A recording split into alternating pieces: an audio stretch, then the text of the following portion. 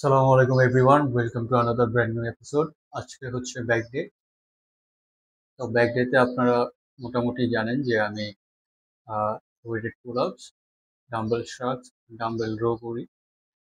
অনেকে আমাকে প্রশ্ন করেন যে ভাইয়া আপনি এত কম এক্সারসাইজ কেন করেন। এটার অ্যান্সার হচ্ছে আমি আমার যে মানে একটা আছে না যে রেস্টিং ম্যানেজমেন্ট, এই জিনিসটা না আমি ওভাবে করতে পারি না। এই জন্য হচ্ছে আমি কম এক্সারসাইজ করি। কারণ আপনি যদি বডি ঠিকমতো রেস্টই করতে না পারেন বা আপনি যদি রিকভার করতে না পারেন ঠিকমতো, তো এটা একটা আননেসেসারি প্রেশার পড়ে সেকেন্ড সেশনে আপনার। তো তখন আপনার মাসেল ঠিকমতো গ্রো হয় না। ঠিক আছে? তো আমি যখন আমার ইন্টেন্সিটি অনেক বাড়িয়ে দিছি আর ওই যে আমার যে ওয়ার্কআউটের যে ওভারঅল ভলিউম, এটা অনেক যখন কমাইছি তখন আমি অনেক ভালো রেজাল্ট পেয়েছি। মানে আপনারা খেয়াল করে দেখেন যে আমার যে রিকম জার্নিটা আছে, এটা ফার্স্টের দিকে আমার কিরকম শেপ ছিল আর এখন আমার কিরকম ছিল। তো আপনি যদি ওয়ার্কআউট করার পরে ঠিকমতো রেস্ট না দেন, এই জিনিসটা না আপনার বডির উপরে অনেক বেশি এফেক্ট করে। তো চেষ্টা করবেন আপনার যে রিকভারি ম্যানেজমেন্টটা আছে এটা ঠিক মতো করার। আরেকটা জিনিস বলি যে আপনার যদি মিনিমাম সোরনেস থাকে বডিতে, এটা সবসময় ভালো যে আপনি এরপর পরের যে দিনটা, এই দিনটা আপনি রেস্ট করবেন। ঠিক আছে? আপনি যদি রেস্ট করেন, এটা আপনার জন্যই ভালো। আপনার এরপরের দিনটা মানে একদিন পরে যে আপনি আবার জিমে যাবেন, তখন যে আপনি ওয়ার্কআউট করবেন, তখন আপনি 100% দিতে পারবেন। আপনার বডি তখন 100% রিকভার করবে। আপনার বডি যদি 80% রিকভার হয়, 20% যদি বাদ থাকে, তাহলে আমি বলবো যে আপনি রেস্ট নেন, একদিন রেস্ট নেন। কারণ আপনি বারবার যখন ড্যামেজ করবেন মাসেল, আপনি যে সিগনিফিক্যান্ট রেজাল্ট, সেই রেজাল্ট আপনি পাবেন। তো এই জন্য আপনার যে রিকভারি রিকভারি যে ম্যানেজমেন্ট আছে, এখানে আপনার অনেক বেশি এফোর্ট দিতে হবে। ঠিক আছে? আপনার ঠিকমতো ঘুম, আপনার খাবার দাবার ঠিকমতো থাকতে হবে, আপনার পানি ইনটেক ঠিকমতো থাকতে হবে। ঠিক আছে? সবচেয়ে ভালো রিকভারির যে প্রসেস, সেটা হচ্ছে কি স্লিপ। আপনি 7 থেকে 8 ঘন্টা কোয়ালিটিফুল স্লিপ যদি আপনি নিতে পারেন, আপনার আর কোনো কিছু দরকার নেই। আপনার ওরকম কোনো আইস বাথ দরকার নেই। তারপর কোনো যত যত রিকভারি যত প্রসেস আছে এখন বর্তমানে, এগুলা প্রয়োজনই নেই যদি আপনি 7 থেকে 8 ঘন্টার কোয়ালিটিফুল স্লিপ নিতে পারেন।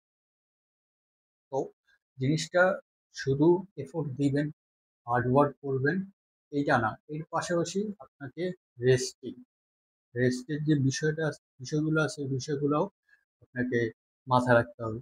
ঠিক আছে? তো এই জন্যই আমি কম এক্সারসাইজ করি, যাতে আমার মানে বডি অনেক ভালো রিকভার হয়। অনেক বডি পার্টের এক্সারসাইজ আমি করি না, কারণ অনেক সময় দেখা যায় আমি আগে এই জিনিসটা ফেস করছি যে আমি ওয়েটেড পুল আপসের পরে যখন বাইসেপস মারতাম, আমি 100% দিতে পারতাম। এরপরে আমি আবার বাইসেপস দিয়েও সেপারেট করছি। এরপরে আমার আবার ওয়েটেড পুল আপস এর উপরে একটা ইম্প্যাক্ট করছে, কারণ আমার বাইসেপস ড্যামেজ থাকতো, আমি ঠিক মতো লিফট করতে পারতাম না। এই জন্য হচ্ছে আমি একদমই বাইসেপস ওয়ার্কআউট করা ছেড়ে দিয়েছি। আপনি যদি বডি বিল্ডিং করেন সেই ক্ষেত্রে আলাদা কথা, তখন আপনার একদম ইন ডিটেলসে, একদম পার্ট বাই পার্ট বডি আপনি ঠিক মতো মানে একদম মাসেল ব্যান্ড কানেকশন দিয়ে একদম স্পেসিফিক ইন ডিটেলস আপনি ট্রেন করবেন। বাট ইন জেনারেল চেষ্টা করবেন কম্পাউন্ড এক্সারসাইজ গুলো করার, আর রেস্টিং এর মধ্যে মানে আপনার যে ফোকাসটা রেস্টিং এর মধ্যে দেওয়া, তাহলে দেখবেন একটা সুন্দর ফিজিক আপনি মেনটেন করতে পারতেছেন।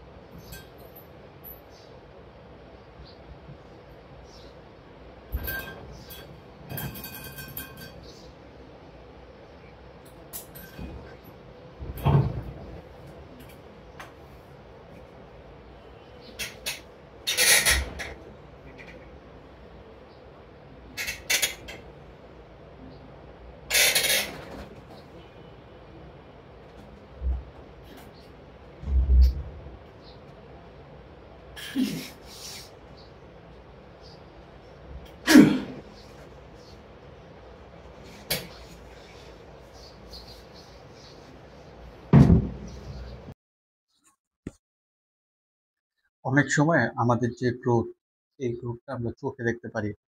সাপোজ ধরেন যে আপনি অনেকদিন যাবত এক্সারসাইজ করতেছেন, ঠিকমতো ডায়েট নিচ্ছেন, কিন্তু আপনি আপনার যেই চেঞ্জেস গুলো, সেই চেঞ্জেস গুলো অনেক সময় আমরা আয়নাতে দেখি। তো এটা আইডেন্টিফাই করার একটা অপশন আছে, সেটা হচ্ছে আপনি যখন কোনো একটা এক্সারসাইজে ওয়েট ইনক্রিজ করতে বা ওয়েট বাড়াইতে সক্ষম হবেন, তখন বুঝবেন আপনার চেঞ্জ আসতেছে। এই কথাটা আমি কেন বলতেছি? কারণ দেখেন, আপনার যদি স্ট্রেংথ না থাকতো, আপনার যদি মাসল না থাকতো, তখন আপনার স্ট্রেংথও থাকার কথা না। ইনিশিয়াল ডেতে আমাদের কিন্তু মাসল থাকে না, মানে মাসলের প্রপোর্শনটা ওরকম থাকে। তখন কি হয়, আমাদের স্ট্রেংথও কম থাকে। তো আমরা যদি ম্যাক্সিমাম মাসল ক্রিয়েট করতে পারি, আমাদের হচ্ছে ম্যাক্সিমাম স্ট্রেংথ আসবে। তো যখন স্ট্রেংথ আসবে, তখন আমরা হেভি লিফট করতে পারবো। তো আপনি যখন এই জিনিসটা আপনি নোট প্যাডে নোট করবেন যে আপনার লাস্ট উইকে কয়টা রেপ আসছে, এই উইকে আপনি কত কেজিতে অ্যাটেম্প নেবেন, এগুলো যখন নোট করা শুরু করবেন, তখন আপনি আপনার যে চেঞ্জেসটা বুঝবেন যে না, আপনার চেঞ্জ আসতেছে, আপনার ফিজিকে গ্রোথ হচ্ছে।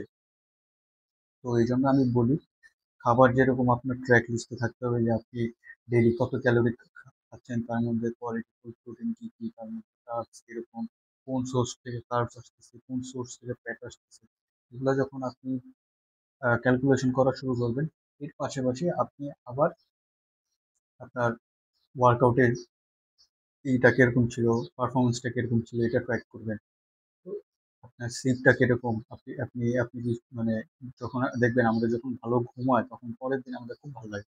ঠিক আছে, খুবই মোটিভেটেড থাকি, খুব ভালো লাগে, শরীর খুব ভালো লাগে। তো এই জন্যই আমি বলি যে স্ট্রেসটা আপনাকে একদম সর্বোচ্চ থাকতে হবে। আপনি যদি অ্যাথলিট হন তাহলে তো অবশ্যই, আর আপনি যদি মানে অ্যাক্টিভিটিও করেন, ফিজিক্যাল অ্যাক্টিভিটি করেন, তখন আপনার প্রায়োরিটি লিস্টে স্লিপ থাকতে হবে 1 নম্বর। ঠিক আছে, তারপরে হচ্ছে আপনি ডায়েট, ঘুম থেকে উঠে সকালবেলা চেষ্টা করবেন একটা প্রপার মিল দিতে। আপনি সারাদিনে তখন দেখবেন যে মনে হবে যে না, আমি শুরুটা অনেক ভালো করছি, আমি এই জিনিসটা ব্রেক ডাউন করবো না। ঠিক আছে, এরপরে হচ্ছে আপনি ওয়ার্কআউট অটোমেটিক দেখবেন আপনার পারফরমেন্স চেঞ্জ হচ্ছে। আপনার জিম করেন বা যে কোনো ট্রেনিং করেন, আপনি দেখবেন আপনার পারফরমেন্স চেঞ্জ হচ্ছে, আপনি আগের থেকে বেশি দৌড়াইতে পারতেছেন, আপনি আগের থেকে বেশি ওয়েট লিফট করতে পারতেছেন। ঠিক আছে, তো আমি সবসময় বলি যে এইসব জিনিসগুলো আপনি ট্র্যাক করেন, তাহলে আপনার জন্য সুবিধা হবে।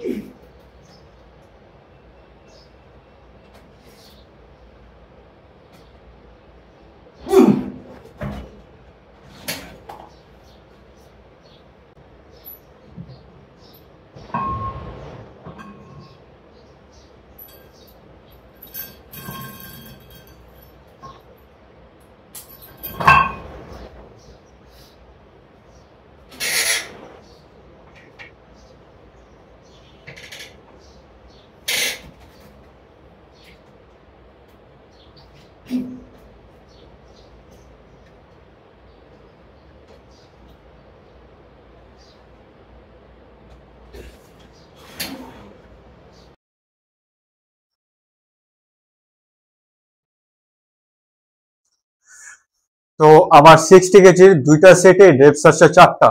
ঠিক আছে, তো 5টা তো আসে নাই, সেজন্য 50 কেজিতে একটা ড্রপ সেট অ্যাড করলাম।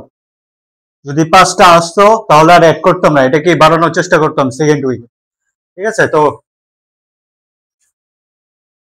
আপনাকে আসলে মানে বুঝতে হবে যে আপনার কখন ড্রপ সেট অ্যাড করা উচিত, কখন সুপার সেট অ্যাড করা উচিত। বাট এই টেকনিক গুলো সব সময়ের জন্য না। মানে আপনি যখন বুঝবেন যে আপনার টার্গেটেড রেপ কতটুকু আর আপনার রেপ আসছে কতটুকু, ঠিক আছে, তখন আপনি দুই একটা চাইলে একটু ইন্টেন্সিটি বাড়াইতে পারেন, যাতে আপনার মাসেলটা প্রপারলি টর্চার হয়।